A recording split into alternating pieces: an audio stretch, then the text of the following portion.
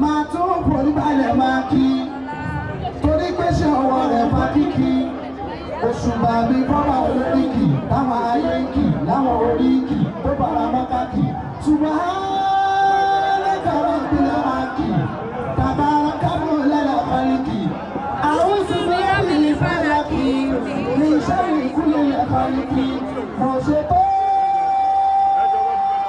ọlọ́run lábú kí ọba tó tóbi tó dájú ní kíkí kábíyèsí ọlọ́run rẹ̀ tó kí àkìbábọ̀ ọlọ́run mi ló kí fún gbèdè àyẹ̀wòṣe kí mo ṣẹ̀mí ọlọ́run rẹ̀ lóòtì olóòtú ayé orí bọ́láti aláṣẹ pé iṣẹ́ ìgbà náìtì ajagun ṣẹ́gun tí kì í ṣe òǹtì adẹ́ni tó ní tí kì í panítì àdìgbàrò ọba sáàtì ọba tó lákàtà tó tún lákìtì ẹgbẹ́ rẹ kúrò ọba tó kùtì ẹ̀dá lójú ọlọ́run òní lòtì àṣọ ló ń sọ orúkọ rẹ̀ fàtì sẹ́kúndẹ̀rì ló kí olùdúrótì fẹ̀yìntì ṣe bí wọn mú fẹ̀yìntì làǹtìlàǹtì mo bá gbọ́dọ̀ làǹtì láàyè mi bá dára láì lu jìbìtì ọlọ́pàá tó bẹ̀rẹ̀ láì lu fẹ̀yìntì ọ̀tá tó bẹ̀rẹ̀ láì lu fàtì èmi á máa gbọ́dọ̀ lọ tí.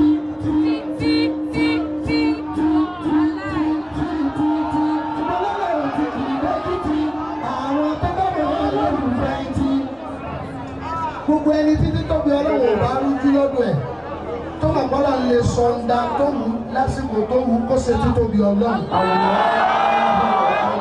Alájọba Àsàùtí ojúlówó ọmọ Arẹwà kì í káàbọ̀ sáàrin wa. Nígbà tá a kí ọlọ́run ayòwò àrẹ Muhammad ọ̀tá wà nínú ẹ̀rọ ẹja àjọpọ̀ àìtorí ọlọ́run. Ọba tẹ́ ẹ dìde fún ọlọ́run ò ní yẹ̀yẹ́ yín. Àmín. Ọlá Nabi Muhammad sallallahu alayhi wa sallam. A kí bàbá wọn yóò wá sí àgbáyé. Allahu hayatahu. Bàbá ó gba máìkì nísìnyí láti tún ṣe bí ìṣe wọn. Ìṣe wọn dáwí yìí kì í ṣàná, kì í ṣòní, kì í ṣèjẹta. Tí bàbá oníwà sí àgbáyé ti ń bá pọ̀. Kọ̀dí mo ìdámọ̀ ṣe bó ń lọ́ra ọba tó rẹ́wọ̀n ọmọdù ṣe bó ń lọ́ra ẹ̀bá bá mi gbó ṣùgbà fọlọ́n tó rà Àjàní. Àjàní òjíṣẹ́ ọlọ́run aṣọ́kù ò wá yẹ kó jòrò. Bàbá tako ká sọ wípé agbowó kò yàn bàbá ònàlíbà everything nísìn. Ṣùgbọ́n wọ́n pé bàbá yìí ní àṣepẹ́ lórí iṣẹ́ yìí sí 1950 sísìn yóò ti máa wọ bóyá bíi éèjì tí ń bá jẹ́ yẹn ló máa jẹ́ lọ́dún yẹn lọ́dún èmi náà bíi 71 years kìí ṣe pé gbà yẹn wọ́n bí bàbá o ìgbà yẹn náà kọ́ mú máìkì pé à ń ké Kùránì à ń ṣe wáàsí títí wá dòní ìgbà ò lé wọn wọlé lọ́dún kan rí wípé ayé ò gbọ́rùn wà sí àgbáyé ṣé Muyideen wọn àgbọ̀ rárá lọ́dún yìí.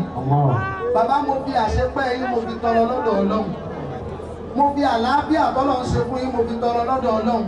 Ó kéré jù yóò tó rè bí ẹ̀ẹ̀méje sẹ́ẹ̀mẹjọ tí bàbá wà sí àgbáyé ti mú mi lẹ́yìn lọ sí hajj. Tá a bá wà ní hajj àwọn bàbá wa tí àjọ wọn wà bẹ́ẹ̀ lẹ́nu. Tá a bá lọ sí Jámọ́rà tá a lọ sọ̀kò láàárọ̀ ọjọ́ Iléyá á wà á rinṣẹ̀ láti Jámọ́rà ti dé Haram. Ẹni ó bá mọ rúrin tí mò ń wí wàá dákú sójú ọ̀nà ni. Èmi ó ti níbo tán màmú tún máa lọ níwájú àwọn òpè irú ẹgbẹ́ kò wọlé gbogbo yìí. Àṣẹ àlàáfíà ni wọ́n ń pè bẹ́ẹ̀ bàbá ọba tó jogún àlàáfíà fún mo fi irú ẹ̀ tọrọ o. Bàbá wa Osmak ẹ̀dá pé wọ́n bọ̀ sọ. Ọmọ Ìbàdàn ní Olúyọ̀lé ìlú ìyá inú náà ni òun náà mò ń sọ.